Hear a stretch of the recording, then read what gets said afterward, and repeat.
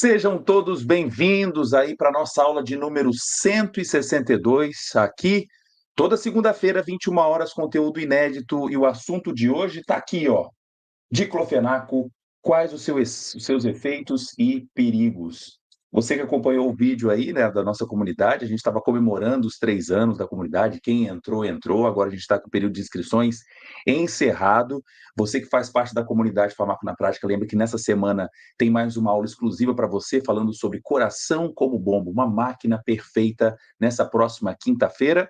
Mas hoje aqui o nosso conteúdo é aberto para você que ainda não conhece a nossa comunidade Farmaco na Prática. Toda semana aqui conteúdo novo. Seja muito bem-vindo e confirma aqui para mim, por favor, se você está me ouvindo bem, para esse assunto muito importante hoje, utilidade pública para todo o Brasil. Afinal, quantos profissionais não tiveram o privilégio de ouvir apenas sobre o diclofenaco?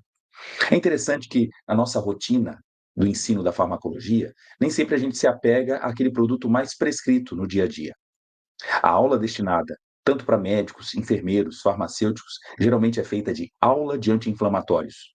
Assim também acontece nas aulas de pós-graduação. E alguns detalhes a respeito do diclofenaco vão se aprendendo ao longo do tempo. E espera-se que as melancias no meio da carroça se encaixem, mas nem sempre é assim. Fica um monte de informação deturpada, algumas construções de muro um pouco assim tortas.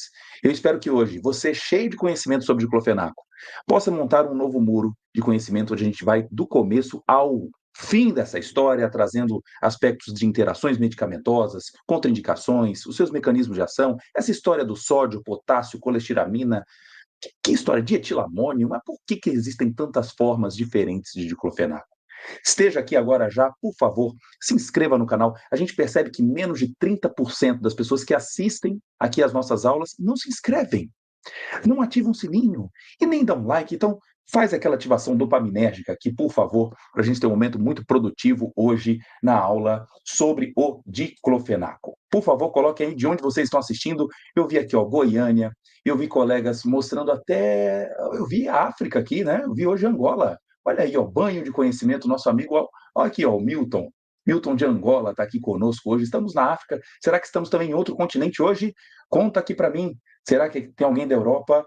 Tem alguém também? Será? Da Ásia? Não, aí vai estar de madrugada, não vai estar assistindo ao vivo, né? Vamos lá, Maranhão aí, Recife. Atenção, nosso próximo evento presencial vai ser no próximo sábado, se Deus quiser, em Petrolina. Você, então, do interior de Pernambuco, também norte da Bahia, é muito bem-vindo ao nosso evento de farmácia clínica que vai ser realizado em Pernambuco no próximo sábado. Aí, ó, já estamos também nos Estados Unidos, aqui tem gente assistindo agora que eu vi, ó, na Flórida. Muito bom, God bless you, muito bom. Aí, ó, Pernambuco, Paraná, Natal, Mimoso do Sul, Sergipe. Vamos embora que tem conteúdo hoje muito importante. Fazendo aqui mais um aviso, você que ainda não fez a nossa formação em interações medicamentosas, nós abrimos hoje a pré-inscrição, porque a gente abre essa turma no final de agosto. Então, qual é a rotina? O professor já vai falar de inscrição de novo? Não, porque muitos estão batendo a porta para poder fazer a nossa formação em interações. E a gente, então, vai lançar uma série de bônus imperdíveis que eu vou anunciar na próxima semana, mas hoje vai ter o link da bio aqui no final da aula, ou então aqui embaixo na descrição do vídeo, para você entrar no grupo do WhatsApp e receber informações a respeito da maior formação em interações medicamentosas do Brasil. Já ultrapassamos aí mais de 6.000 pessoas fazendo esse curso, e muitos aí alavancaram a sua carreira entendendo mais sobre interações medicamentosas. Beleza? Então, não percam essa chance. Já dei os meus avisos e vamos agora para o nosso conteúdo imperdível sobre o diclofenaco. Muito bem. Para aqueles que não me conhecem, já deixa aí, coloca o hashtag, fala, professor, nunca assisti sua aula ao vivo. Vamos lá. Nosso assunto de hoje é sobre o anti-inflamatório, mas Eu preciso me apresentar aqui. Sou o professor Tiago de Mello, pós-doutor em farmacologia, com mestrado e doutorado em fisiologia e graduado em farmácia na Federal de Ouro Preto. O nosso objetivo aqui, como sempre, é incentivar o uso crítico, ético e racional dos medicamentos. Não é fazer você aqui se autoprescrevendo. Se você é um curioso da área, não é da área da saúde, por favor, procure o seu profissional de saúde para ter uma opinião ali em loco, porque eu não sei qual é a sua situação aí do dia a dia. Então, não posso fazer consultas em meio a essa aula, alguns colocando algumas condições aqui. Professor, qual dose que eu tomo? 50 miligramas, 25, 150? Como é que é diclofenac? Calma, aqui a gente entender melhor a ferramenta, tá bom? Então, muita responsabilidade nessa aula de hoje. Atuo como pesquisador na Universidade de Vila Velha, sou bolsista em produtividade pelo CNPq e lidero um laboratório chamado de Fisiologia e Farmacologia Translacional, fazendo diversas pesquisas, inclusive com o próprio anti-inflamatório diclofenaco. Então, falo aqui com muita tranquilidade dessa ferramenta que é muito útil na terapêutica, mas requer alguns cuidados. Enquanto eu estava entrando nessa aula, eu me lembrei de uma situação muito curiosa, quando eu fui convidado pela CBF para poder participar de alguns momentos de coleta no antidoping, quando terminavam os jogos aqui do Campeonato Brasileiro no nosso estado, que não são tantos, né? Eu fui convidado para poder participar de alguns momentos de coleta dos jogadores. Nos 35 do segundo tempo, então existe um sorteio, o médico da equipe adversária sorteia dois jogadores do outro time, e esses jogadores logo são levados, assim quando o juiz apita, são levados para dentro do vestiário. E ali existe então uma descrição, né, para narrar, inclusive, todos os medicamentos que os jogadores utilizam, inclusive depois fazer a coleta e, claro, ele precisa confessar tudo aquilo que ele usa. E me chamou a atenção que um time, que eu não vou falar aqui o nome por questões éticas, né, a gente perguntou: "Usa algum medicamento?" E o médico citou: "Todos, diclofenaco de sódio, 3 vezes ao dia, 50 miligramas." Então, o time inteiro fazia uso de anti-inflamatórios e isso passou a ser uma certa rotina de vários times, né? Então, não é uma condição apenas de um esportista, de um curioso, também atletas, inclusive de alta performance, passam a fazer uso desse produto. E aí vem a pergunta: até onde aparece a segurança? Os anti-inflamatórios não fazem parte do grupo de doping, mas sim pode levar a um prejuízo da função, o quê? Renal? Cardíaca? Gástrica? Vamos entender hoje com alguns detalhes importantes sobre o diclofenaco. Primeira reflexão: estresse é bom para a vida?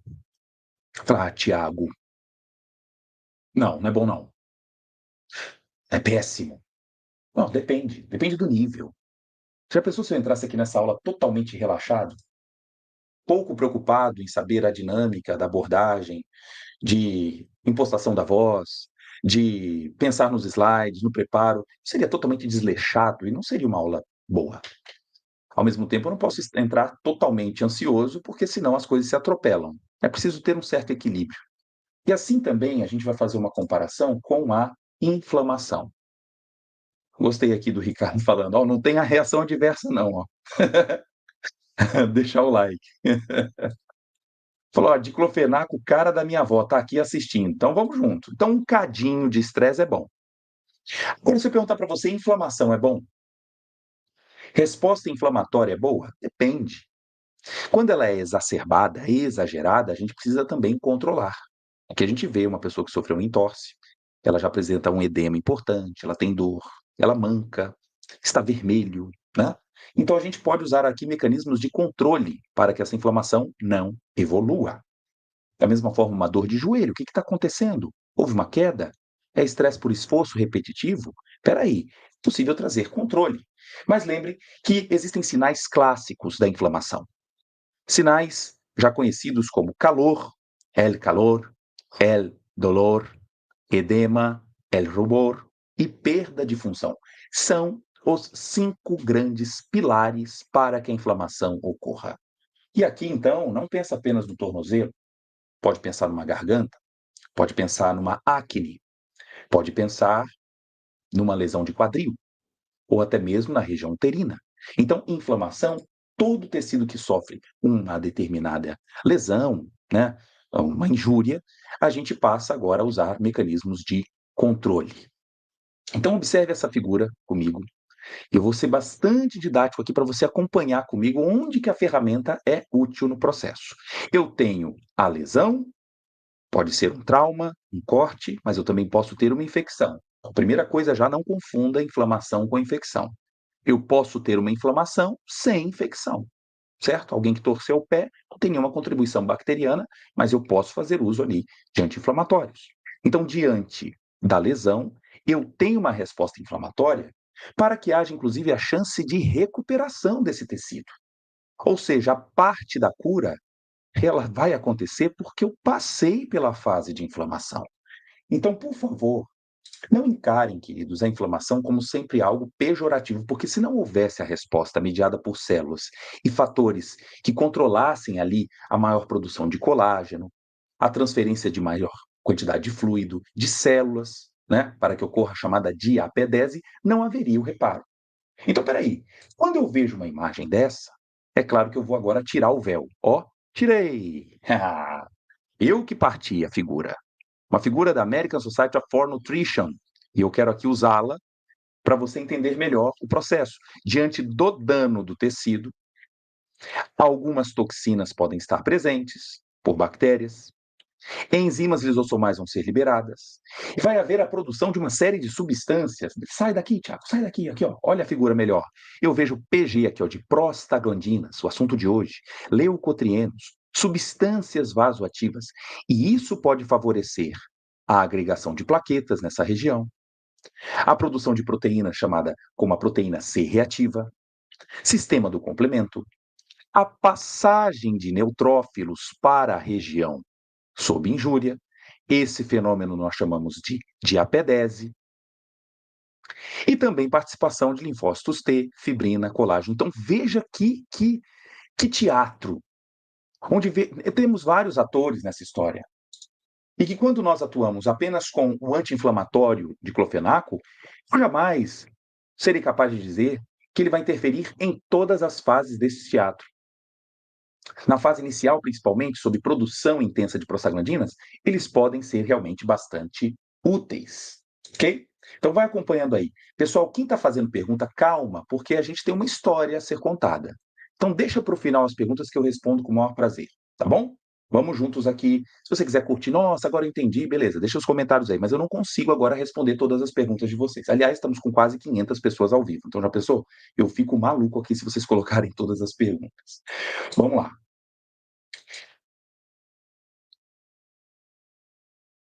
Então imagina que essa cena está amanhecendo, e aí a gente tem uma série de liberações de vários hormônios, dentre eles o famoso hormônio cortisol. Eu e você produzimos uma substância que é anti-inflamatória.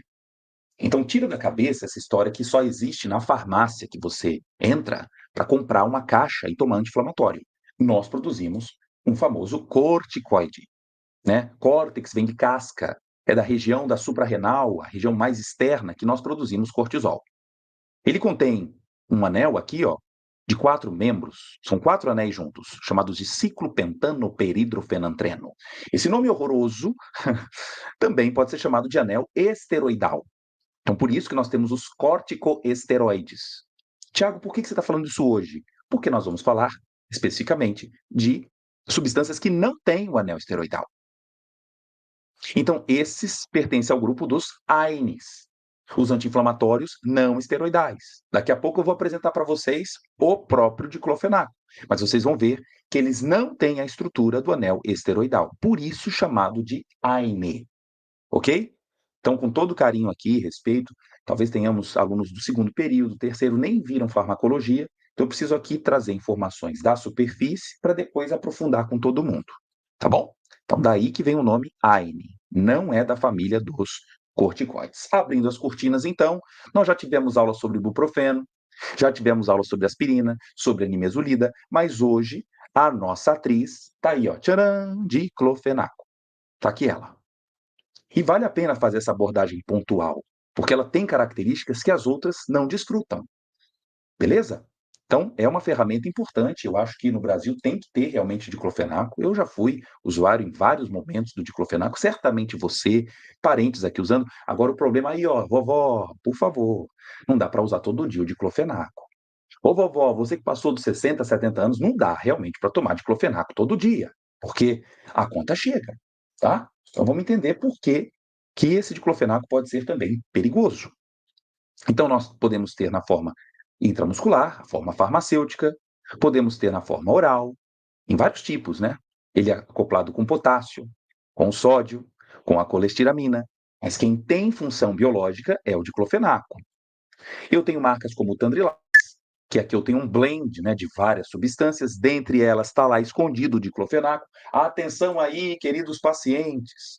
Não, é porque o doutor passou para mim Tandrilax. Aí em casa você tem o genérico diclofenaco. Aí você está somando os dois e não sabe, porque está apaixonado apenas pelo nome fantasia.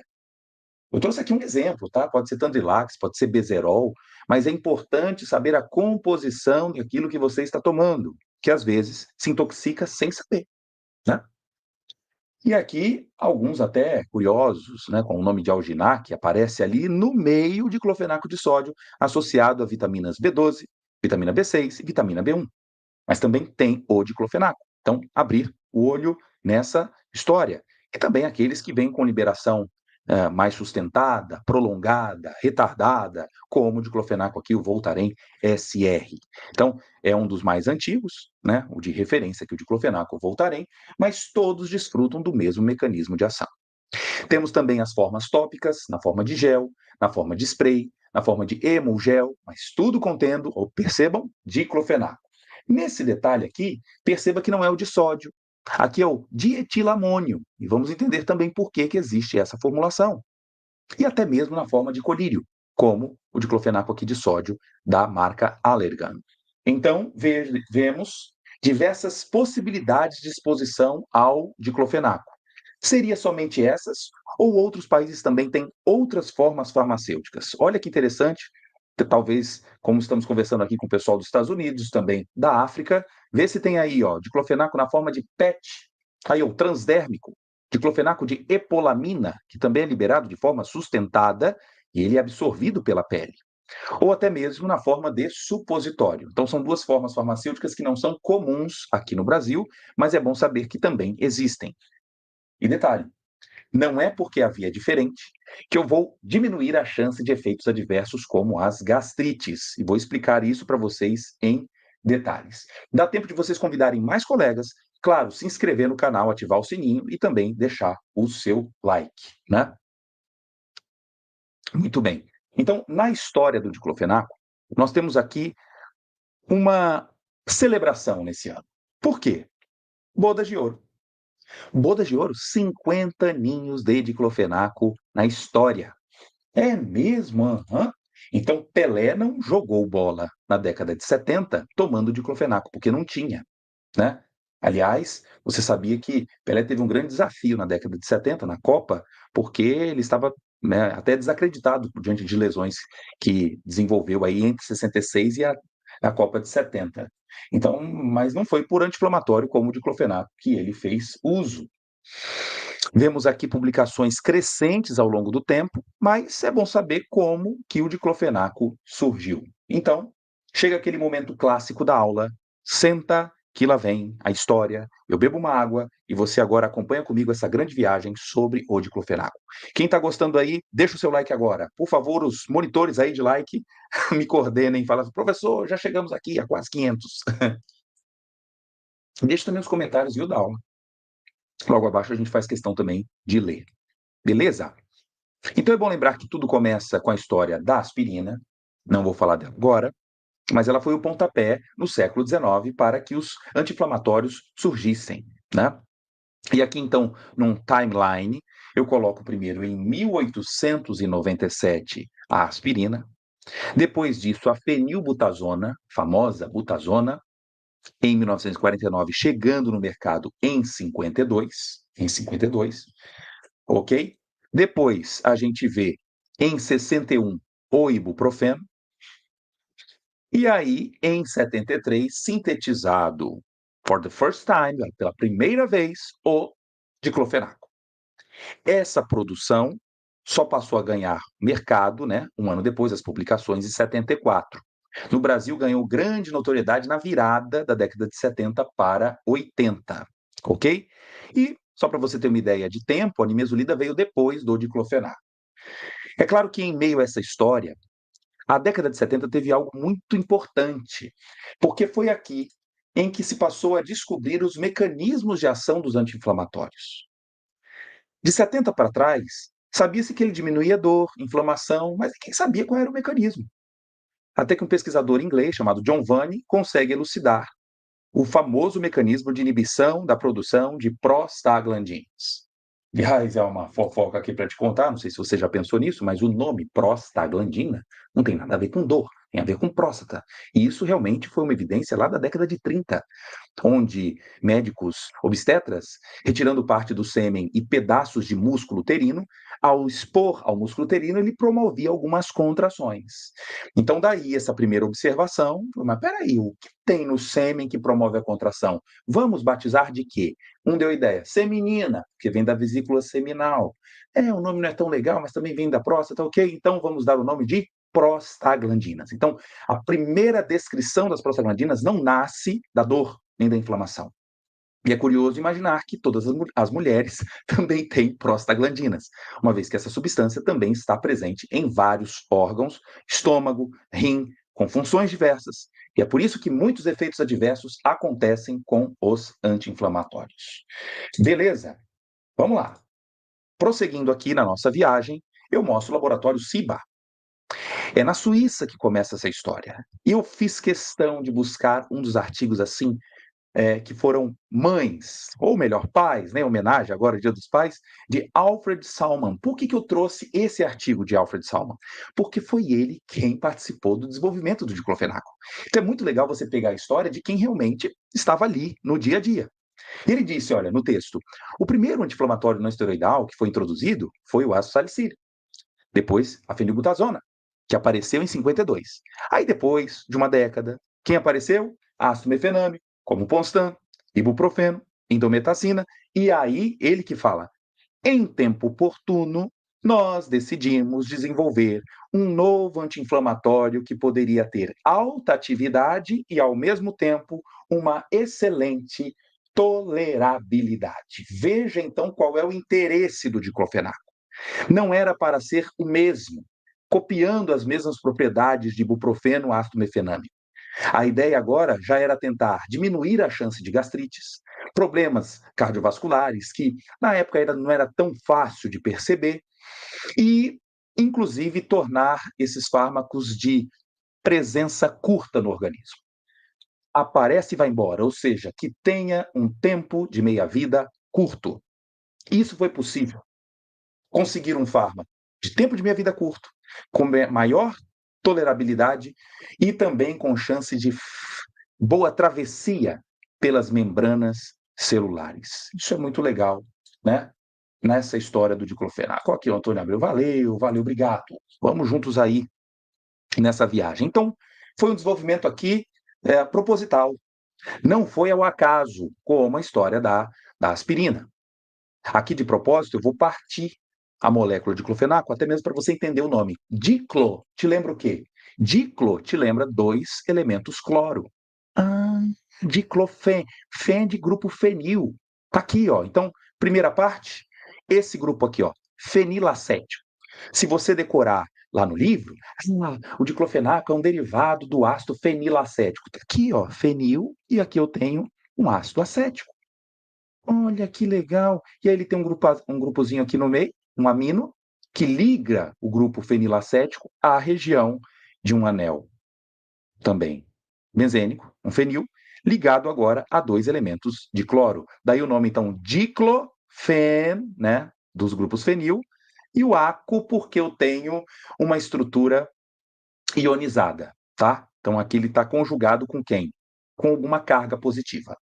É por isso que eu não vou ter diclofenaco sozinho. Ele vai ter que estar casado com alguém. Pode ser com sódio, carga positiva. Potássio, carga positiva. Colestiramina, carga positiva. Dietilamônio, carga positiva. Então, sempre um ânion vem casado com um cátion. E isso é ótimo para melhorar a solubilidade dele em água. Fazendo as interações chamadas íon dipolo com a água. É interessante observar que o próprio autor mostra que essa estrutura do diclofenaco, ela faz uma certa torção nessa parte de baixo. Aqui, ó, ela dá uma girada. Então, ela não é plana como a gente vê na figura inicial. Ela faz um giro. Isso tem uma importância biológica, daqui a pouco eu conto para você. Só saiba que isso aqui está girado, tá bom? Beleza. Então, esse giro aqui está fácil de ver nessa outra figura. Olha o girinho. Girou. Girou, essa aqui está plana e essa aqui dá aquela girada. Beleza? Show! Olha o pessoal gostando aqui. Fala para mim, quantos de vocês tiveram uma abordagem pontual somente sobre o diclofenaco? Né? Se você pegar o livro do Goodman, a Bíblia da farmacologia, não há uma página inteira sobre o diclofenaco, tá? Então aqui uma aula preparada com carinho para vocês, espero que você esteja gostando, então deixa o seu like aí. Muito bem, o Ricardo citou aqui que os AINES, nesse caso, é um ácido fraco. Nós vemos aqui uma estrutura de ácido carboxílico, né, que doou o seu próton, doou o seu hidrogênio, e agora eu formo um sal. Um sal ou com o sódio ou com o potássio. Com todo carinho aqui, vamos observar algumas coisas importantes. Pode vir o sódio, pode vir o potássio, pode vir também a famosa colestiramina, olha ela aqui, contendo também carga positiva na sua estrutura. Quem tem efeito biológico, para de inventar moda, é o diclofenaco, e não seus pares. Até porque, quando essa substância cai em solução, existe uma dissociação. Os dois se separam. Eles não caminham juntos o tempo todo. Então tira a fantasia da química aí. Sabendo a química, você se liberta de um monte de bobagem que são faladas aí nos consultórios, nos hospitais, dentro de sala de aula, às vezes. É lamentável, né? Vamos lá. Então vamos ver aqui características químicas e cinéticas. Com todo amor e carinho, eu faço aqui uma abordagem que, se você agora printar a tela, se você gravar essa partezinha da aula para explicar um monte de gente, inclusive paciente, que fala: ai meu Deus, doutor, não posso tomar diclofenaco de sódio, não, não posso, não. Não posso, sabe, porque tem muito sódio. Então deixa eu te explicar isso com todo amor. Normalmente o brasileiro consome por dia 12 gramas de cloreto de sódio. O que você deve comer de cloreto de sódio todo dia? 5 gramas, beleza? 5 gramas, é cloreto de sódio. Mas colocando o sódio em questão, a conta é 2 gramas de sódio por dia. O que equivale, então, a 2.000 miligramas de sódio. 2.000, beleza? Quando eu pego, então, uma caixa de diclofenaco, essa parte aqui da aula, você pode, inclusive, pegá-la para poder explicar um monte de pacientes que têm dúvida também dessa história. Então, estou sendo aqui o mais claro possível para não haver mais confusão nessa conversa de quem tomou diclofenaco de sódio, o problema é o sódio. Não, não é. Tá? Vocês gostaram da imitação? Mas não é assim comum? Ai, doutor, não posso tomar isso aqui não, porque é muito sódio. Então, olha aqui de novo. Vem cá. 50 miligramas não é de sódio. Alguns até poderiam fazer essa conta. Meu Deus, 50 miligramas equivale a 2,5% de 2.000 miligramas. Isso pior, que não é 50 miligramas. Está errado isso aqui. O ponto é o seguinte, vamos usar um pouquinho da química. Daí a importância de você aí, farmacêutico, ser um orientador para outras profissões também, que possam ter dúvida nisso. Ah, não lembro muito essa história de peso molecular, não. Então deixa eu ficar aqui embaixo, para você ver melhor. O diclofenaco tem esse peso molecular, ou massa molar. O sódio tem essa aqui. Se eu somar as duas massas, eu vou ter isso aqui, ó. 319,1 gramas por mol de diclofenaco de sódio. Beleza? Isso aqui que eu vou ter. Agora, quantos por cento de sódio representa nessa massa inteira aqui, ó? 23 de 319 representa 7,2% do diclofenaco de sódio. Portanto, agora a conta é fácil. Quanto representa 7,2% de 50 miligramas? Equivale a 3,6 miligramas de sódio. Ai, meu Deus! Então, um comprimido de diclofenaco de sódio é 3,6? É, gente. Isso equivale a quanto? 0,18% da quantidade de sódio que você pode comer durante o dia. Mas, claro que isso é impossível, é isso mesmo. Ah, professor, mas eu tomo 3 por dia, 3. É de 8 a 8 horas que eu estou tomando, tá? É muito sódio. Não, porque você vai multiplicar 3,6 vezes 3. Vai dar, no máximo, 11 alguma coisa. 11 de 2.000 Gente, não passa aqui de 0,5%. Então, a bobice é tanta, desculpa aqui o termo, mas se eu pegar um biscoito passatempo recheado, espera aí, 3 biscoitos equivalem a quanto? 61 miligramas, 61. Se você tomar 3 comprimidos de clofenaco, você chega a 11. Ou seja, em 3 biscoitos passatempo, eu tenho no mínimo aqui 6 vezes mais sódio do que no de diclofenaco de sódio. E aí? Você, minha senhora, entendeu aí o cálculo? Meu senhor, você aí, farmacêutico, que já fez muita indicação, não, professor, porque eu troquei. Eu troquei o diclofenaco de sódio. Não, não pode não. Eu troquei pelo de potássio porque ele tem hipertensão. Não! Aí é o diclofenaco que pode aumentar a pressão. E a gente vai entender por que acontece esse fenômeno. Beleza? Olha aí, Oscar, não estou nem piscando. Pessoal, que deixa o like aí, se inscreva no canal e convida aí mais colegas. Essa do biscoito eu vou usar. Você pode usar o exemplo do biscoito, da azeitona, até mesmo de um suco, ou até mesmo de uma lata de Coca Zero. Bom senso, viu? Então, pois é. Aí você na sala de aula vê estequiometria, vê peso molecular, às vezes uma química longe do dia a dia. É por isso que o farmaco na prática tem essa intenção de sempre trazer à tona e você refletir aquilo que está no seu dia a dia para resolver problema, né? Pelo amor de Deus.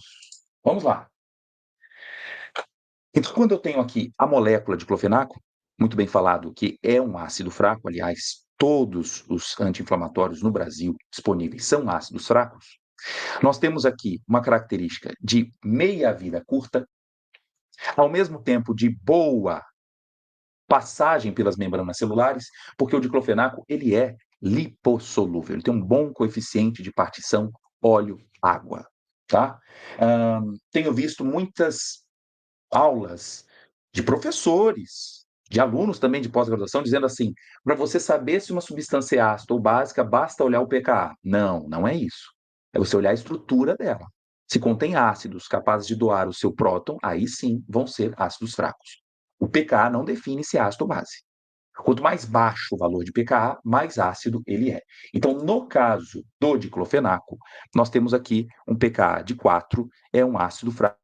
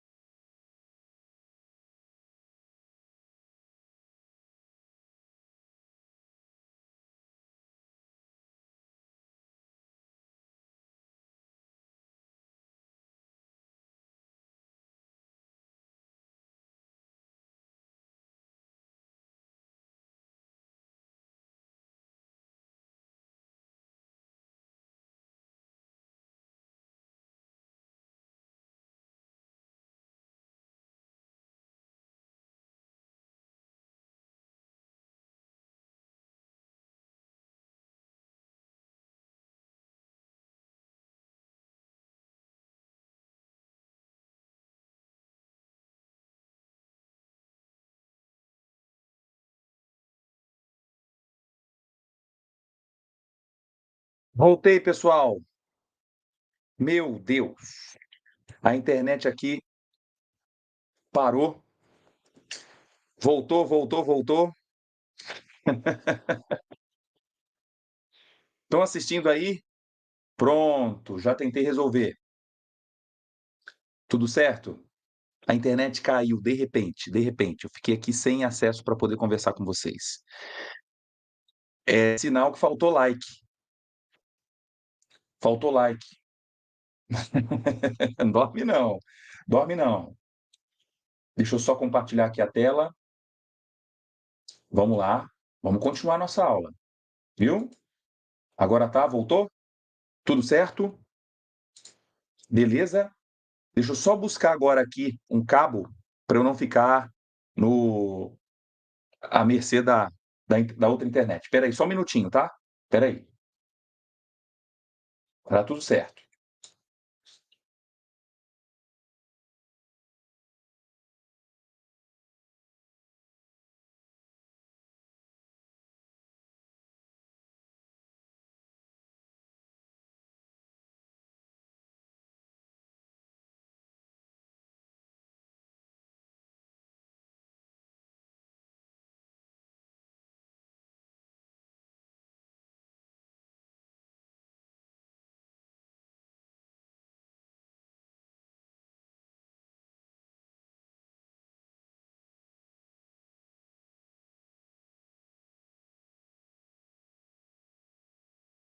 É da época do MacGyver. Eu tive que ser um MacGyver hoje aqui. Vamos lá, voltando? Pode convidar a galera aí. Com quase 750 pessoas. Voltou. Deixa o like aí, voltou. Eu estava falando aqui sobre o diclofenaco, sobre a história do PKA. Então vamos voltar aí de novo. Isso. Voltou. Vamos lá. Muito bom, muito bom. Não posso ficar sem essa aula. Não, de jeito nenhum, né? Muito bom.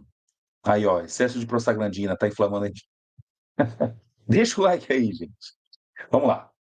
Então, eu estava falando que a estrutura do pK, do diclofenaco, não define se ele é ácido ou não. O que define a sua acidez está aqui, ó. Está este grupo aqui, ó, que é um ácido cético. Beleza?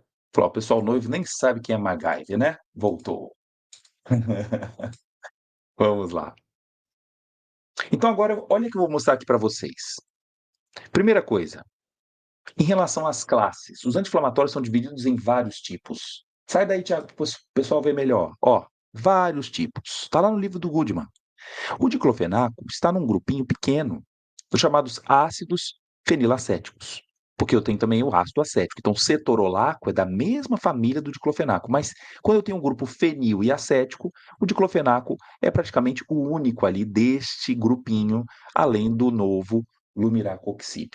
Então, só para você se localizar de que na grande família dos AINES nós temos vários subgrupos, tá? Então, fenilacéticos. E quanto ao tempo de meia-vida, observe, entre todos os AINES, o diclofenaco é o que tem o menor tempo de meia-vida possível, meia-vida curtíssima. Não passa de 2 horas, tá? Bem diferente, por exemplo, do celecoxib, que pode chegar a 11 horas, como alguns trabalhos mostram, ou até o meloxicam, que já ultrapassa mais de 10 horas, pode chegar aqui a 20, 30 horas em muitos pacientes. Ok? Portanto, é bom entender a estrutura química do diclofenaco. O peso molecular favorece a sua absorção por via oral. O log de P apresenta lipossolubilidade, o que favorece a sua absorção. Inclusive, a sua biodisponibilidade ela é boa, só não é maior, porque sofre um intenso efeito de primeira passagem. Efeito de primeira passagem, tá? Olha só, quem ficou aí um pouquinho, fiquei esperando, a gente voltou agora, tá? Então, não tem problema, depois ela vai ser reeditada, essa aula. Ficou ali um pedaço enorme, de mais ou menos 3 minutos, e aí eu restabeleci aqui a internet de outra maneira para a gente continuar a aula, tá bom? Vamos lá. Então, temos uma boa disponibilidade oral, sabendo que parte é perdido pelo sistema de primeira passagem e por via tópica, no máximo 5% de absorção. Chega num pico de 20 minutos por via intramuscular e por via oral demora mais um pouco. Então, isso justifica o uso da via intramuscular. É a velocidade de resposta e não a redução de efeitos adversos. Você que está no hospital recebendo uma administração intramuscular de diclofenaco não vai ter menos efeito colateral porque recebeu por via intramuscular, e sim a velocidade da sua absorção, ok? Outra coisa, boa distribuição tecidual. Você fala, mas é muito baixo, 0,102 por quilo. Se eu multiplicar aqui por 70, você vai chegar aqui a uma relativa intermediária, né, distribuição. A ligação proteína-plasmática é muito alta, então só 0,3% está livre, é essa que passa facilmente pelas membranas e atinge outros tecidos com facilidade, a grande parte fica presa no plasma, e a meia-vida, como eu falei para vocês, muito curta. É bom observar que no líquido sinovial ela dura mais tempo do que o que está no plasma. Então nós temos aqui uma certa peculiaridade do diclofenaco. No sangue foi embora, mas pode estar presente nos líquidos sinoviais por mais tempo. Isso é interessante para pessoas que sofrem de osteoartrite, que precisam do anti-inflamatório em maior quantidade nas articulações por mais tempo, tá? Então, isso é algo bem interessante do diclofenaco. Agora, por que isso acontece? Te explico daqui a pouquinho.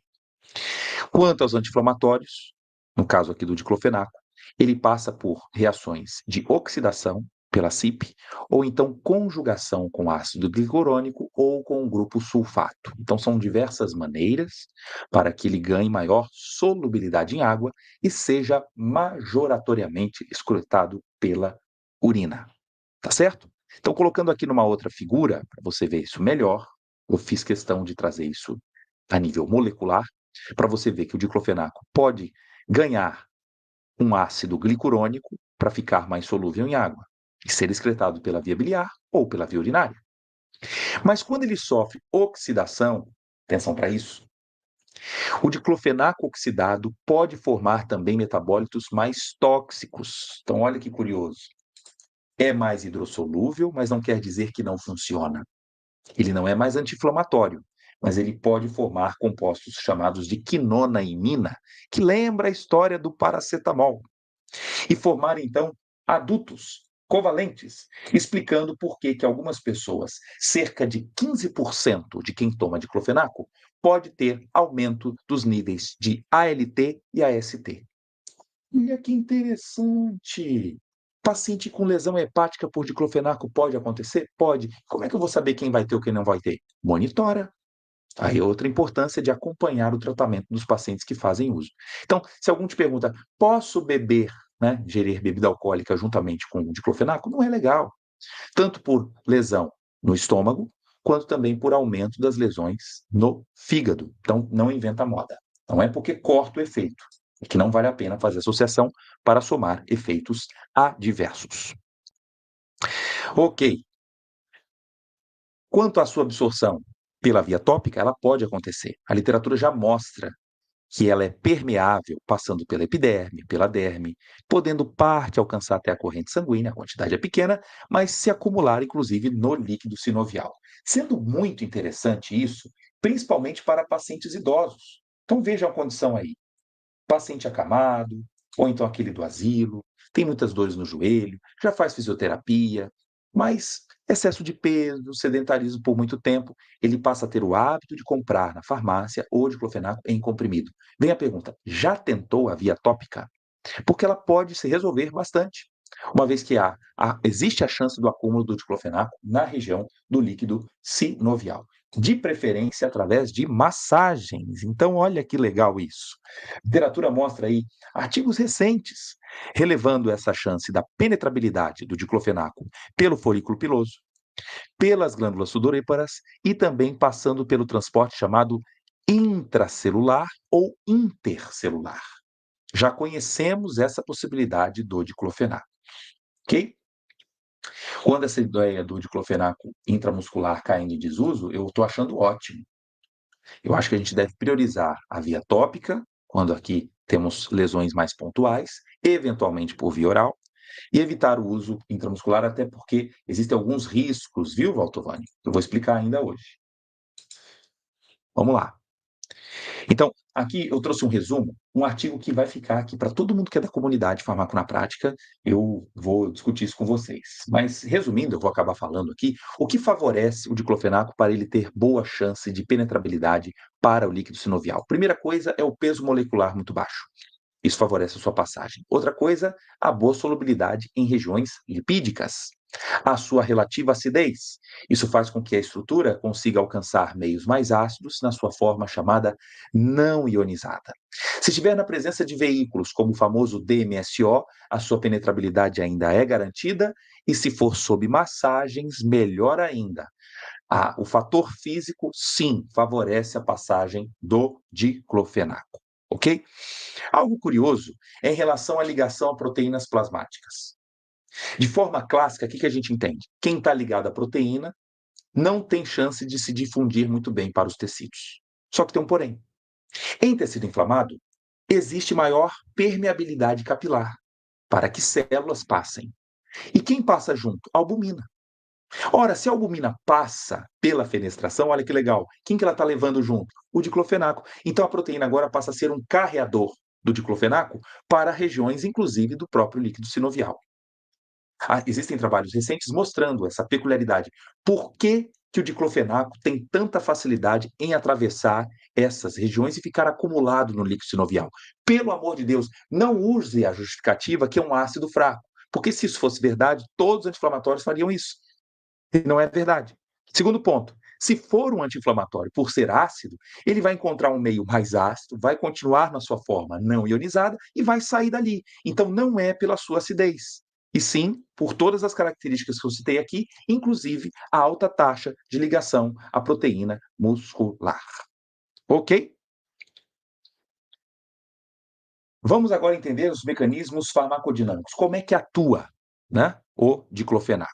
Então é bom lembrar que nessa história da inflamação, vamos aqui ver um filminho rapidinho, eu tenho uma injúria aqui mediada por bactérias, não importa, também poderia ser uma injúria física, mas nós vamos ter aqui vários mediadores químicos atuando, inclusive prostaglandinas, leucotrienos, substância P. Lembra que prostaglandina é apenas um item que contribui para a inflamação. No momento em que existe aqui esses fatores chamados quimiotáticos, existe uma chance de atração para que as células presentes no meio intravascular migrem. É aquela chamada, chamando a polícia, vem aqui polícia, passa, faz a chamada de apedese. E lembra agora que não somente a migração de células ocorre, mas também a transsudação, a maior quantidade de líquidos que vai ficar banhando esse meio aqui intercelular. E com isso, existe a maior chance de edema. Ok? Então, olhando aqui na nossa imagem, doeu, doeu. Por que doeu? Ah, meu Deus, eu tenho mediador químico. Vamos junto. Que mediador é esse? Amplia. Estamos vendo aqui processos de ativação mediados por bradicinina, por ATP, por triptases, mas especificamente aquela chance de dor aumentada. A hiperalgesia, ou até a lodínia, o simples fato de tocar na pele, ai meu Deus, está doendo, pode ser mediado por prostaglandinas em excesso. Então, o papel principal do diclofenaco é inibir a síntese de prostaglandinas. O gelo pode ajudar? Pode. Agora, cuidado, Felipe. O gelo depende da região. Alguns pacientes, usando, por exemplo, articulações do cotovelo, que é uma região pouco vascularizada, é bem diferente você falar de gelo no cotovelo e gelo, por exemplo, no punho, porque essa região aqui já é pouco vascularizada. Então, o excesso de gelo no cotovelo pode diminuir ainda mais a perfusão tecidual. E nesse processo, então, a gente não deve incentivar o gelo o tempo todo. Pode ser, por exemplo, mais atraente a ideia do contraste. Banho quente e gelo, quente e gelo. Por isso, essa ideia, para a gente não generalizar gelo em qualquer condição. Tá bom? Ok. Voltando aqui, a ideia então é atrapalhar a produção de prostaglandinas. Então vamos mexer nos nossos transmissores. Então, divertidamente aqui eu coloquei para você nunca mais esquecer esse raciocínio. Vamos mexer nas prostaglandinas. E como é que a gente pode inibir a sua produção? Então, essa rota ela foi melhor entendida na década de 70. onde sabemos que através dos lipídios de membrana ocorre a produção de ácido araquidônico. E esse ácido araquidônico agora pode ser convertido em produtos como leucotrienos ou então prostaglandinas. Quem é que vai definir? Quem vai definir é a oferta de ação enzimática mediada pela lipoxigenase, chamada LOX, ou então as famosas COX. Atenção, o que é a COX? COX se refere a enzimas que fazem esse processo de oxidação de lipídios e que existem várias isoformas, são tipos, vou chamar aqui de sabores. Então a COX-1 é o sabor 1, a COX-2 é o sabor 2, e existem fármacos que podem inibir as duas, outros podem inibir de forma mais seletiva a COX-2, tá? O lance é que quando essas substâncias são muito produzidas, a chance de dor, de inflamação, de gastroproteção aumenta. Aumenta. Ué, mas inflamação e dor é ruim, gastroproteção é bom. E aí que está o problema. Aí que está o ponto. É que ao mesmo tempo que eu cubro um santo, eu descubro outro. Então eu preciso agora saber qual é a melhor ferramenta para cada contexto. A gente está falando hoje especificamente do diclofenaco. Vamos ver qual é a vantagem dele. Tá bom? Felipe perguntando qual é a meia-vida de prostaglandina. Depende, são vários tipos que existem, né? Mas são lipídios. E geralmente eles se encontram no meio intracelular e não no sangue, propriamente dito. Vamos lá. Então tá aqui a ideia inicial, o Giovanni. Olha o Giovanni lá. Ele que é o culpado por poder entender melhor esses mecanismos da produção de prostaglandinas. Nessa ordem que eu estou mostrando nessa figura, para você nunca mais esquecer, vou marcar aqui os principais anti-inflamatórios usados no Brasil. Cetorolac, cetoprofeno, indometacina, aspirina, naproxeno, ibuprofeno, piroxicam e o famoso diclofenaco, nimesulida, celecoxib, meloxicam. Opa, peraí. Então, onde que o diclofenaco se localiza nessa escala? Ele inibe mais quem? Ele inibe tanto a COX-1 quanto a 2. Só que na sequência, observem a comparação. O diclofenaco inibe mais próximo da COX-2 do que a COX-1. A seletividade dele é maior para a chamada 2, também batizada de COX induzível. Induzível. O que é essa história de induzível? É que durante um tempo percebeu-se que, diante de quadros de inflamação, de injúria, essa expressão de COX-2 aumenta muito. No momento de repouso, ela diminui a sua produção. A COX-1 é batizada de constitutiva, onde que, na fisiologia normal, ela está amplamente expressa em vários tecidos. Esse batismo, que aconteceu principalmente na década de 80 e 90, da COX-2, ela merece algumas considerações. Porque alguns tecidos, como os rins, como os nossos vasos sanguíneos, podem expressar altas quantidades de COX-2 sem inflamação. E aí que está o ponto. Porque se eu atrapalhar sua produção, eu também posso trazer prejuízos a longo prazo. Ok? Então, tira da cabeça que COX-2 é apenas um fator que envolve controle de inflamação. Mentira. Se houver lesão, por exemplo, dentro do endotélio, dentro do vaso, a primeira camada, que é chamada endotélio, essa lesão estimula a produção de COX-2. Para quê? Para gerar resposta vasodilatadora, para proteger os nossos vasos. Então veja, se o diclofenaco inibe a COX-2, eu posso começar a trazer um prejuízo da ação vasodilatadora. É por isso que a gente deve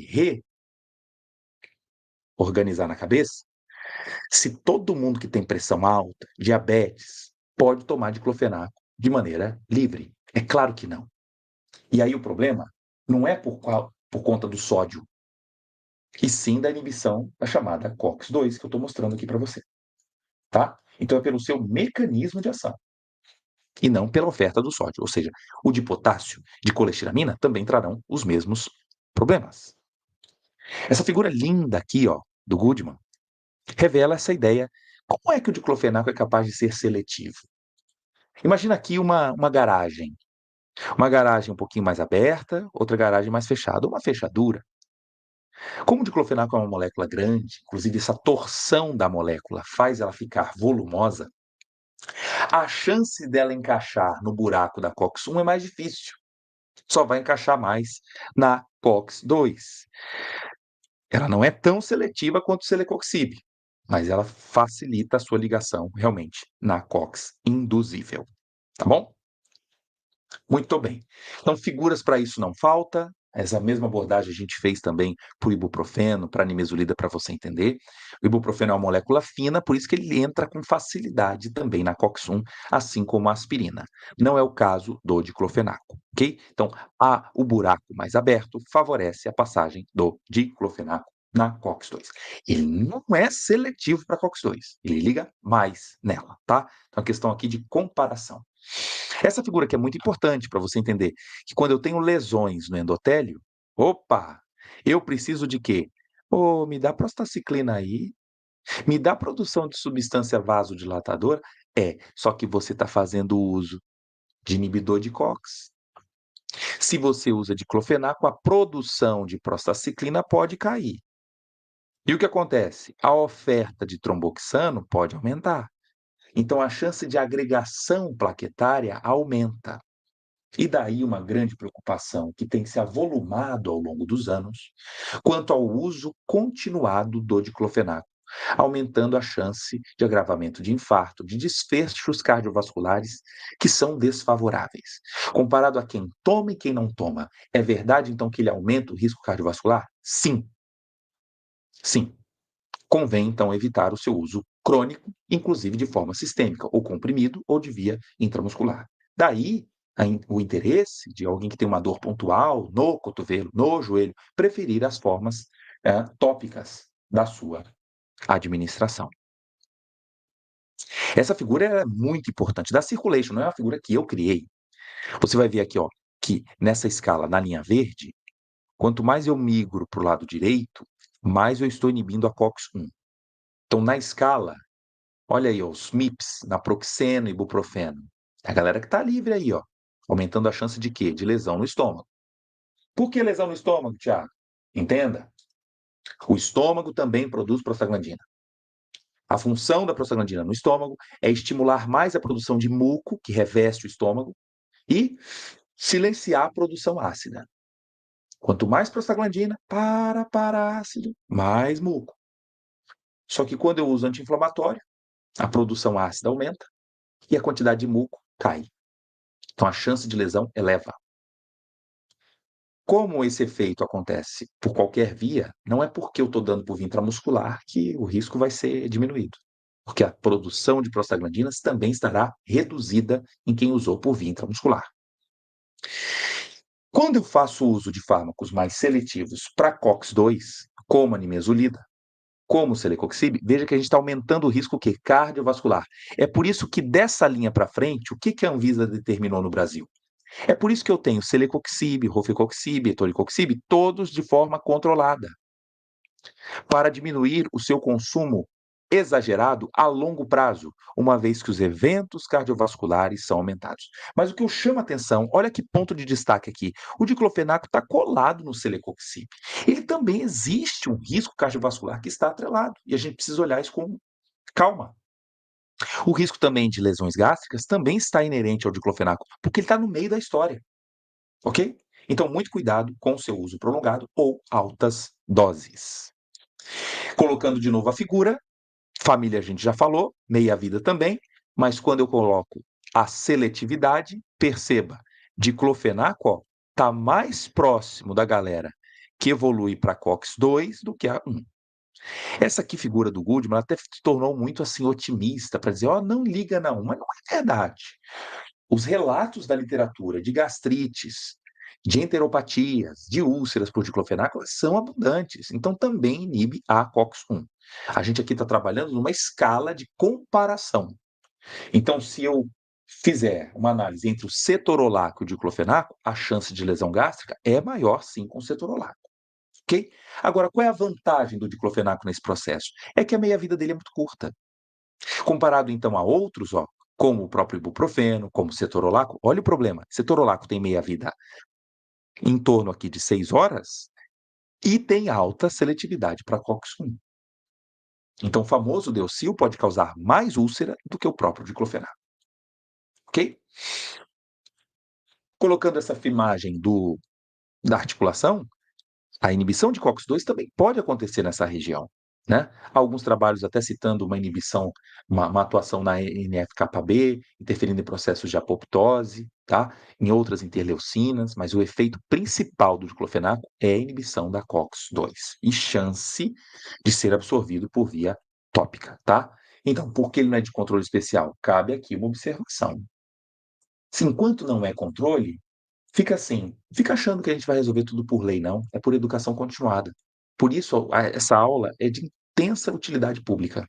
Quando a gente compreende a ferramenta que está disponível e passa a achar que sempre a resolução é com lei, não cola. Tem que ser igual a ideia do cigarro. É com lei e educação o tempo todo, fazendo com que hoje o Brasil seja um dos modelos no combate ao tabagismo no mundo. Aqui a mesma imagem, mostrando aqui a chance de absorção, mas os mecanismos ainda não são totalmente elucidados, viu? Então, precisamos aí de mais pesquisas com diclofenaco para entender o seu efeito tópico.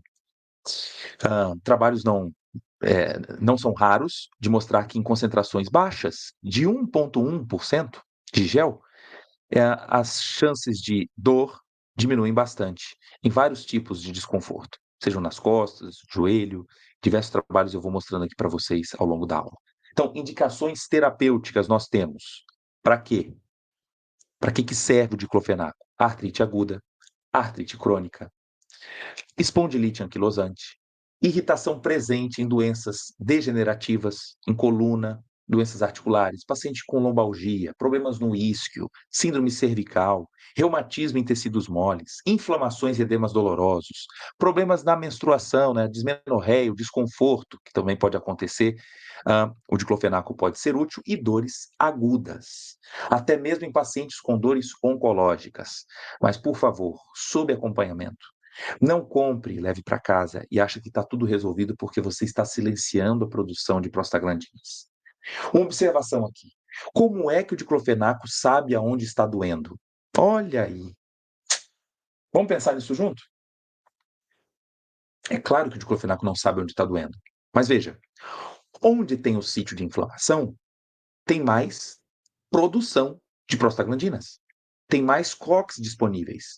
Então, esse entra um ponto aí de quanto maior a oferta de enzimas, maior a intensidade de inibição, passando a ter um efeito pseudo-seletivo. Mas ele vai passando em todos os tecidos. Líquido sinovial, ok, não tem artrite aqui, beleza. Chega na região da faringe, com altíssima produção de COX, expressão dela, a intensidade de inibição vai ser mais expressiva. Ok? A ideia do dietilamônio é melhorar a solubilidade do diclofenaco, permitindo a sua boa absorção. Tá bom? Solubilidade. Trabalhos aqui mostrando, então, efeitos tópicos com 6 semanas, estudos controlados, randomizados, mostrando eficácia. Então, estou trazendo aqui diversas evidências de que vale a pena considerar o uso ou do diclofenaco isolado ou até associado, por exemplo, com o dimetilsulfóxido, que é dotado de ação anti-inflamatória. Não é à toa vemos hoje diversas farmácias de manipulação fazendo blends de diclofenaco com DMSO. Apenas um cuidado de um efeito um pouco irritativo sobre a pele, que deve ser aqui considerado se o paciente tiver esse tipo de efeito adverso. Mas mostrando que o diclofenaco tópico pode ter respostas tão boas quanto comparados ao diclofenaco oral, né? Olha aí, Edileuza falando que prefere sempre o tópico, que legal, né? Olha que legal aqui, ó. Professor, sou coordenadora da assistência farmacêutica do meu município, através das minhas aulas, aprende mais e faz vídeos para a população com linguagem menos técnica. Que legal, que bom. Que bom que eu estou ajudando aí vocês. Efeitos adversos do diclofenaco. Efeitos que você, agora, por tudo aquilo que eu mostrei, são consequências.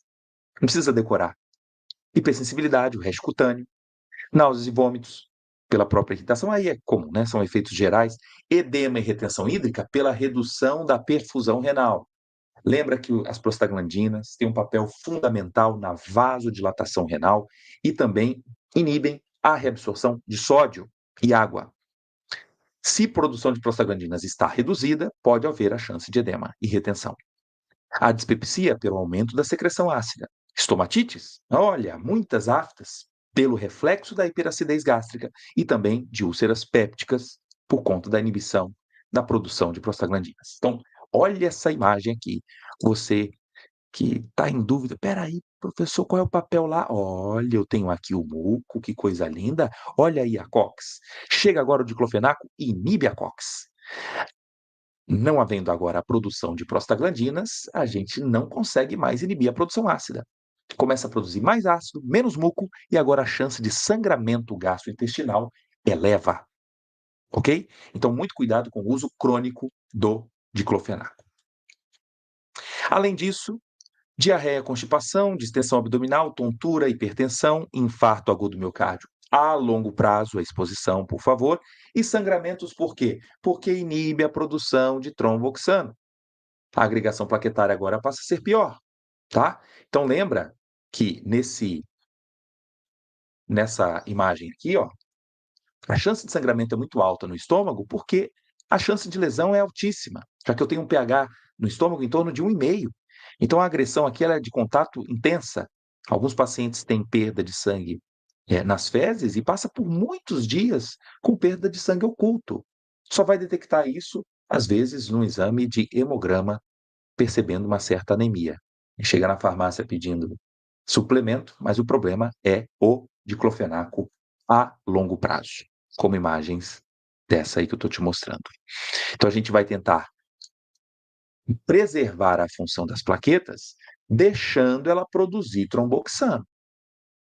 Se produz tromboxano, vai agregar, tá? A ideia da colestiramina não é para melhorar a ação do diclofenaco. Existia uma ideia de tentar melhorar a sua absorção a ponto de usar até uma dose mais baixa. Só que não é o que aconteceu. Lembra que o diclofenaco é ele que é absorvido, então é mais uma estratégia do mercado para ganhar um bloco nesse assunto do que mesmo mostrar uma eficácia superior ao diclofenaco de sódio e potássio. Não há diferença.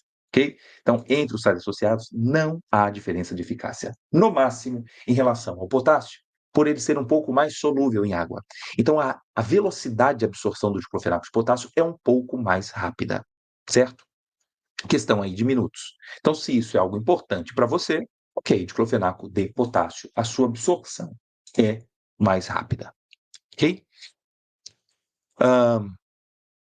Aqui na figura quanto à função renal, lembra que as prostaglandinas são muito importantes para manter a boa hemodinâmica renal. Então, os néfrons são nutridos a partir de prostaglandinas. Se os anti-inflamatórios inibem COX-1 e 2, a perfusão renal vai ser prejudicada. Isso a gente não quer, né? Então, todo paciente que toma diclofenaco precisa de acompanhamento dos níveis de ureia e creatinina, porque ele pode estar com a função renal comprometida.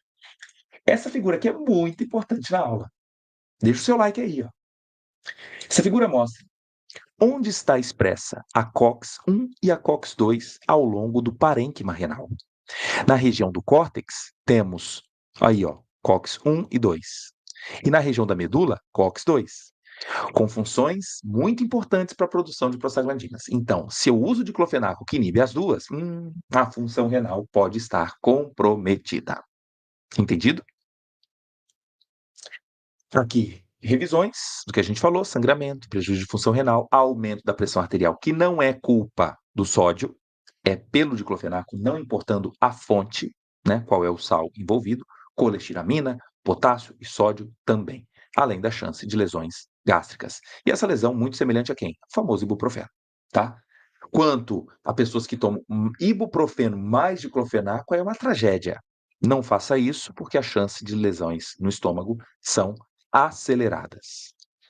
Tiago, que imagem é essa, pelo amor de Deus? Isso aqui é uma aplicação por via intramuscular do diclofenaco.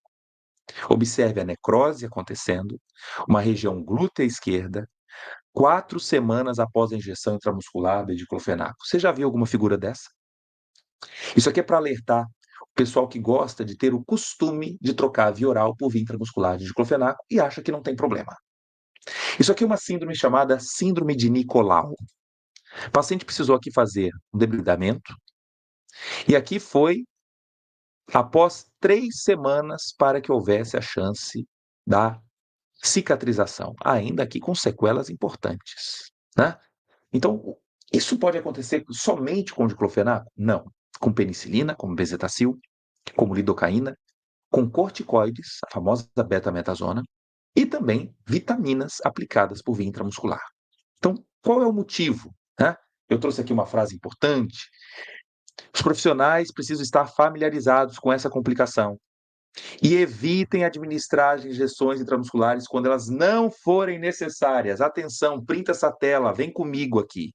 Além disso, manter a síndrome de Nicolau sempre em mente, essa possibilidade, como um diagnóstico potencial para qualquer pessoa que sinta dor localizada severa após receber uma injeção de qualquer substância em um músculo. Recebeu no músculo, pode acontecer o quê? A chamada embolia cutânea medicamentosa, batizada de síndrome de Nicolau. Olha aí o pessoal falando, meu Deus, assustador. André aqui, ó, o professor atendia um rapaz na farmácia que tinha no seu braço uma necrose no deltoide, devido a uma aplicação do Voltaren. Shirley, isso é síndrome de Nicolau. Isso é o motivo de você jamais escolher a via intramuscular no deltoide para poder aplicar o diclofenaco. Deve ser sempre necessário a via glútea, porque mesmo assim existe a chance da síndrome de Nicolau. Olha aí, momento de utilidade pública, e eu parabenizo aqui vocês, estamos com quase 600 pessoas ainda ao vivo acompanhando. Tivemos aqui um atraso por conta de alguns minutos que ficamos sem internet, mas corrigimos isso aí, tá bom? Então, outro caso aqui de uma moça que colocou no seu braço o aviso de que ela é alérgica à dipirona, aos anti-inflamatórios não hormonais, o AS, a pirazolona e a melubrina. Quem são esses aqui? Ó? É a dipirona, tá? Mas o que está escrito no braço, ela poderia tomar diclofenaco ou não?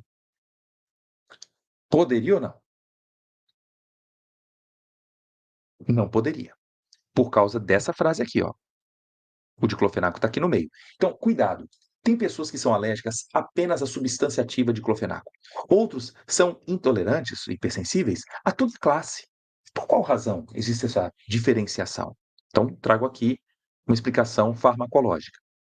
Pacientes que são alérgicos ou intolerantes a qualquer AINE é porque quando eles inibem a produção de prostaglandinas, ocorre um acúmulo de ácido araquidônico. E ele vai ser então desviado para a síntese dos leucotrienos, provocando quadros de edema, broncoespasmo, o que faz com que ele somente tolere os corticoides. E está aqui o motivo. Os corticoides inibem a fosfolipase. Ao inibir essa enzima superior aqui, ó, não produz ácido araquidônico. Consequentemente, não gera nem prostaglandinas, nem leucotrienos. Que legal, né? Sim, Aira, também existe chance de síndrome de Nicolau pelo citoneurina. Sim. Ok? Então, urticária, angioedema, prurido, rinorreia, broncoespasmo pode ocorrer pelo mecanismo de ação, havendo acúmulo de leucotrienos, ou pela própria substância ativa isolada. Tá bom? Ficar atento com isso. É verdade que o diclofenaco é bem menos alergênico do que outros, como a própria dipirona, o paracetamol ou a ibuprofeno, tá? Isso é verdade. Então, ficar atento aqui quanto ao mecanismo de ação pelo acúmulo de leucotrienos. Contraindicações existem? Sim. De contraindicação, lembra a história da gestante. Eu já mostrei isso aqui em outras aulas, mas não custa destacar essa possibilidade de fechamento prematuro do canal arterial.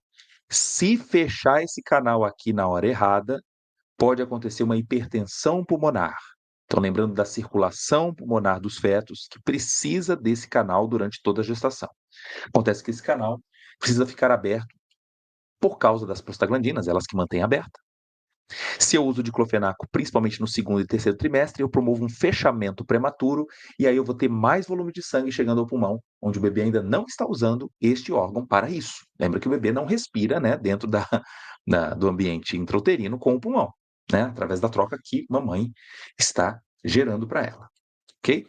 A síndrome de Nicolau pode gerar uma necrose importante do tecido, com chance, inclusive, de quadros infecciosos graves, tá bom? Então, contraindicação, vamos colocar aqui na lista. Quem que a gente vai contraindicar? Pacientes com hipersensibilidade, com chance de úlcera, gastrite, sangramento intestinal. Também com a chance, será que eu... Gravidez, já falei para vocês também o motivo. Hepatopatas, por conta da lesão que eu falei para vocês, 15% podem apresentar aumentos de ALT e AST, função renal diminuída, você não vai inventar moda também com diclofenaco a longo prazo. Uma contraindicação aqui relativa. Pacientes com insuficiência cardíaca já têm retenção hídrica. Vai usar diclofenaco? Também não é interessante, a longo prazo. Menores de 6 meses, por motivos óbvios, não há estudos clínicos com crianças, né, abaixo dos 6 meses, então nós temos hoje anti-inflamatórios mais seguros nesse processo. Um deles é muito usado, o ibuprofeno, né? Suspeita de dengue pela chance de sangramentos, uma vez que ocorre a redução na produção de tromboxano. Os etilistas, lembra que o álcool promove já lesão no estômago, junto com diclofenaco? Não dá, né? E ainda a chance de lesões no fígado.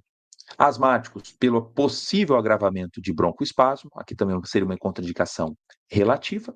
Se usa outros anti-inflamatórios, às vezes o paciente não sabe, né? Ah, eu estou tomando ibuprofeno alívio para febre, me deram também diclofenaco. Faz isso, os dois inibem a produção de prostaglandinas. E outras contraindicações relativas, se são pessoas hipertensas, diabéticos ou com insuficiência cardíaca, convém aqui considerar. Se usa anticoagulante, alerta, a chance de sangramento com rivaroxabana, apixabana e principalmente varfarina aumenta. Se usa heparina, também enoxaparina. Muito cuidado nessa mistura. Terminando aqui com a última figura e depois fico aqui disponível para tirar algumas dúvidas de vocês. Olha que figura legal. Paciente passou dos 70 anos, muito cuidado, evitar o uso de diclofenaco. Já tem problemas aqui cardiovasculares? Também evitar. Já usa algum anti-inflamatório? Não mistura. Bebe e fuma? Deus me livre. Tem problema renal? Também evite, tá? Então, uso aqui com responsabilidade. Os riscos cardiovasculares estão, sim, inerentes aqui ao uso do diclofenaco. Beleza?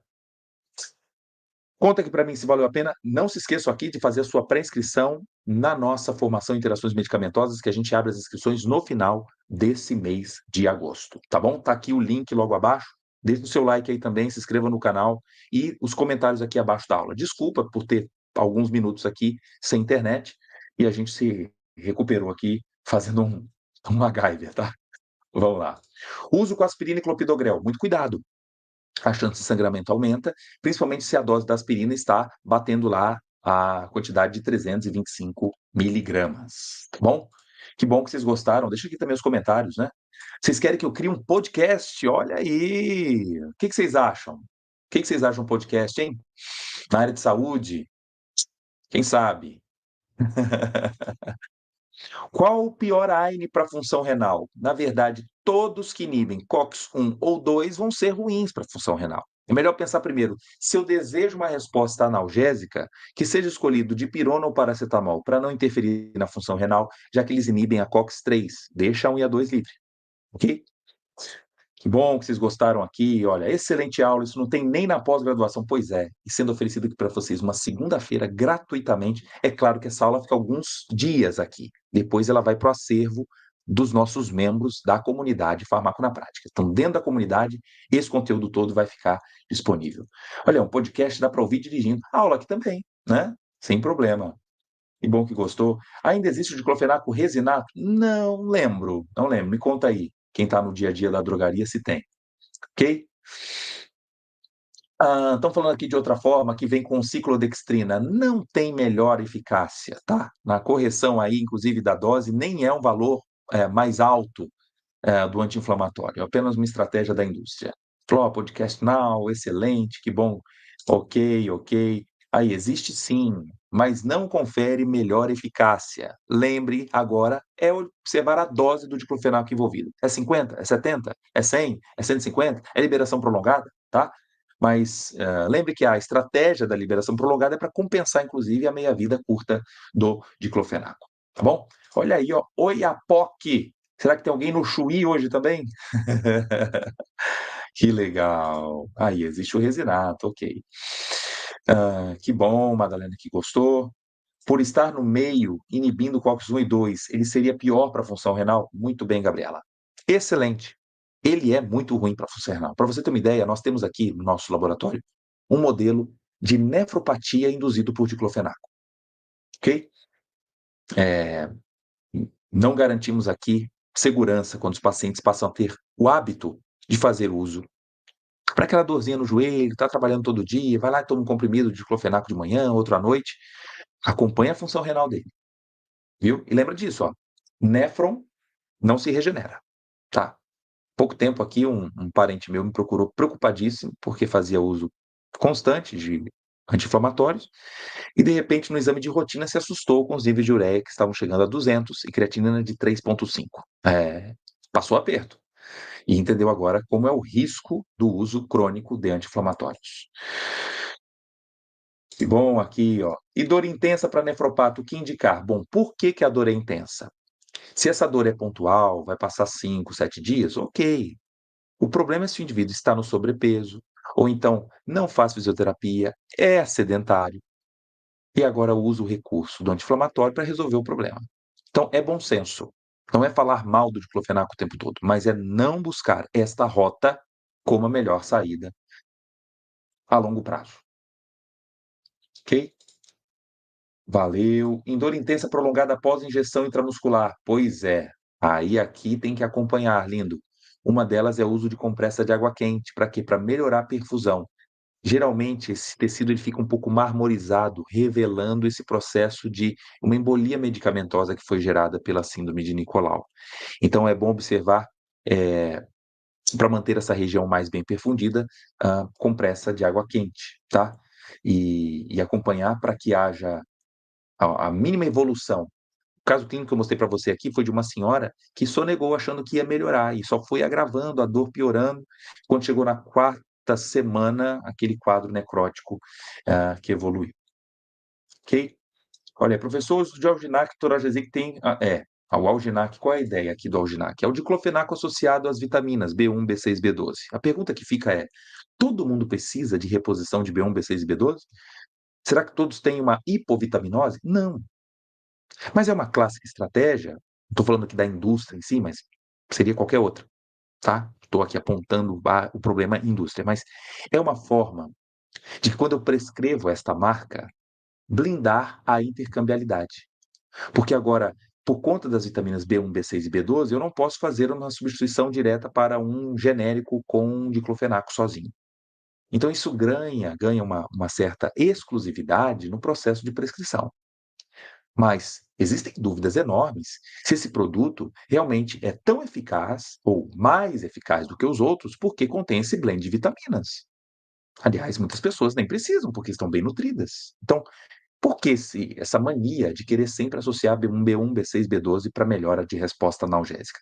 Sejamos críticos aqui para cada situação. Não que seja um produto é, de de uma ideia pejorativa, que só existe no mercado para poder, iludibriar as pessoas, não é isso. Mas o problema é que na hora da prescrição, muita gente opta por esse produto muito mais caro, que às vezes até dificulta a aderência do tratamento por um paciente, né, que não tenha nem condições de adquirir. Sejamos críticos quanto a isso, tá? Síndrome de Nicolau para hormônios? Sim, gente, usou a via intramuscular, existe essa chance. Dos hormônios que eu citei aqui, Cláudio, a chance dos corticoides. Isso pode acontecer. Ajuda em caso de neuropatia? Se o paciente tiver falta de B12, B6 e B1. Mas ele não pode repor isso de outra forma, não? Ou tem que vir dentro da caixa do diclofenaco, né? Quanto custa uma caixa dessa marca aí? Já pensou? Será que não é mais barato ele associar a vitamina à parte com o diclofenaco? Pense sobre isso. O uso de ômega 3 nos processos inflamatórios faz sentido, porque a síntese de ácido araquidônico, ela advém de ácidos graxos ômega 6. A ideia, então, de aumentar a oferta de ômega 3 é atrapalhar a produção dessa matéria-prima. Se eu tenho menos ácido araquidônico, eu gero menos prostaglandina. Então, faz sentido a gente tentar desviar um pouco a dieta para a produção de outros ácidos graxos oriundos do ômega 3.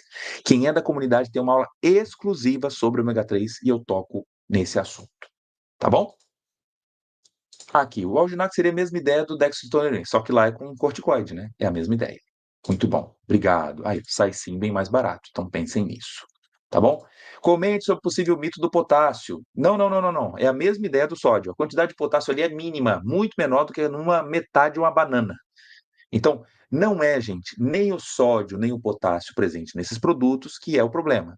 É o diclofenaco que diminui a função renal e aí atrapalha a excreção do potássio. ok? Beleza.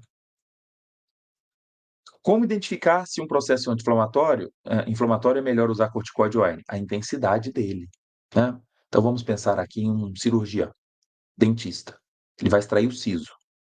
Então, como ele manipula muito a boca, ele fala: "Olha, você vai fazer agora uma exposição à dexametasona, 1 hora antes do procedimento".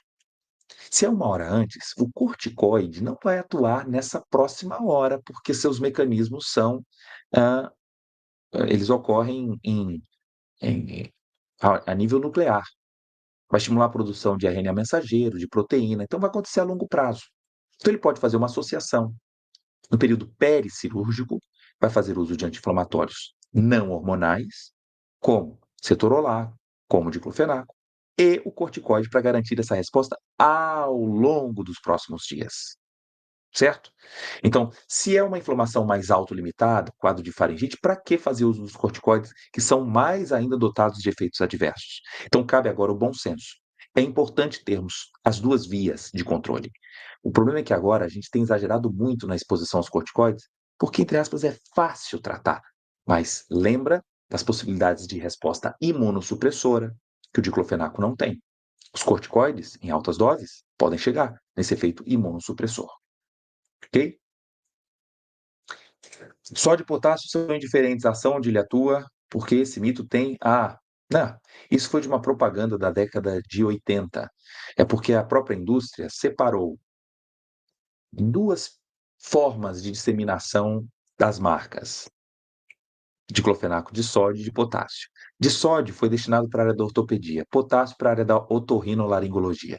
E criou-se então essa fama errada de que se for de potássio é para garganta, se for do osso é de sódio, mas isso não faz sentido nenhum, pelo amor de Deus, isso é você rasgar um livro de bioquímica. Pelo amor de Deus, tire isso da cabeça de que é o potássio ou o sódio que define qual é o tecido, se é tecido duro ou tecido mole. Para, isso não, ok? Quem inibe a COX é o diclofenaco.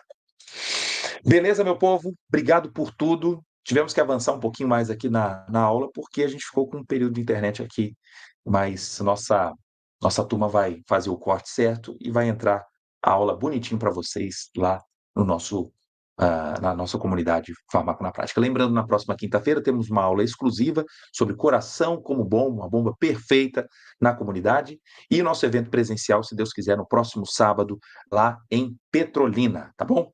Obrigado por tudo, pessoal de Pernambuco e norte da Bahia. Estou esperando por vocês lá no Cine Teatro da Univasf, Universidade Federal do Vale de São Francisco. É isso mesmo.